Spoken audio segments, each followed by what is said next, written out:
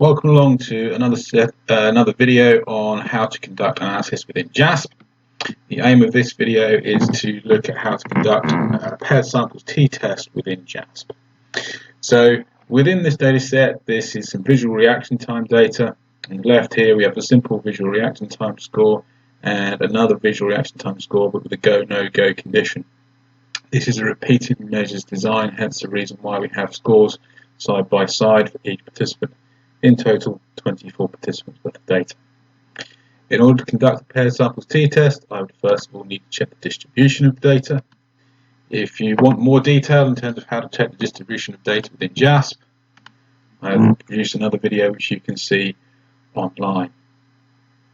So clicking through the options here, distribution plots, labeling outliers, checking what's going on, and then in terms of our statistics, I'm going to add some medians just in case. Skewness and kurtosis down here, Shapiro-Wilk. Of course, our range to go with those medians. Okay, so JASP is working its way through in terms of checking things out. Once we look at the skewness and kurtosis values in here, we divide skewness by the standard error skewness and kurtosis by the standard error kurtosis.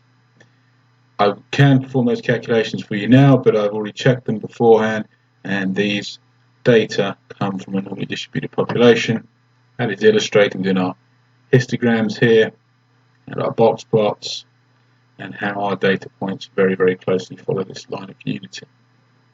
So data follows a normal distribution. In terms of conducting t-tests, we select the t-test button up here and paired samples t-tests. We select the two variables we want to conduct the analysis on, move them over to the variables paired. Student t-test is the default, that's another name for paired samples t-test. And in terms of adding the analysis, I'm going to add Cohen's d alongside here. Now, in terms of presenting this, I'm just going to grab this information, copy across, move it across to a file I have over here, pasting it in there. There we go. I'll just maximize my screen so you can see what I'm going to do in terms of reporting that. Now we'll insert a text box so you can see where I'm tapping away and what I'm typing on, and place that text box below. So in terms of reporting the t-test, t with 23 degrees of freedom is equal to minus 12.332. D, Cohen's effect size, is equal to minus 2.517. Comma, P is less than 0.001. So different to SPSS, where SPSS reports zeros, JASP decides to actually correctly report its probability values in terms of saying and indicating it's been rounded down to 0. Now in terms of formatting that, we'll just make that a little bit larger so you can see what I'm writing. I would need to subscript my degrees of freedom. Make all the letters italic in font.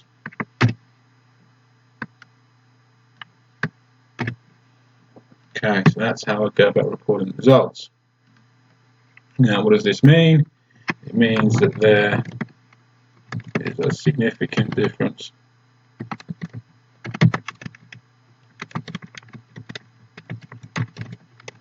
reaction time between tests, and that the simple visual reaction time test has a faster reaction time. Okay. If you're wondering how I know this, you can see in JASP where our descriptive statistics are coming from in terms of the visual reaction time, 288 versus 392. And one last thing I just want to talk to you through in terms of conducting Cohen's d, in terms of how the calculation has been done. The Cohen's d can be calculated in multiple different ways. You just need to know which one's been used by the software.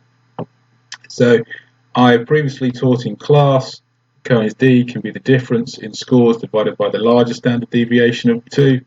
As I click on this, you can see that I've calculated the difference here and divided by the largest standard deviation, which is the go, no go. Just delete that out. There we go, press enter.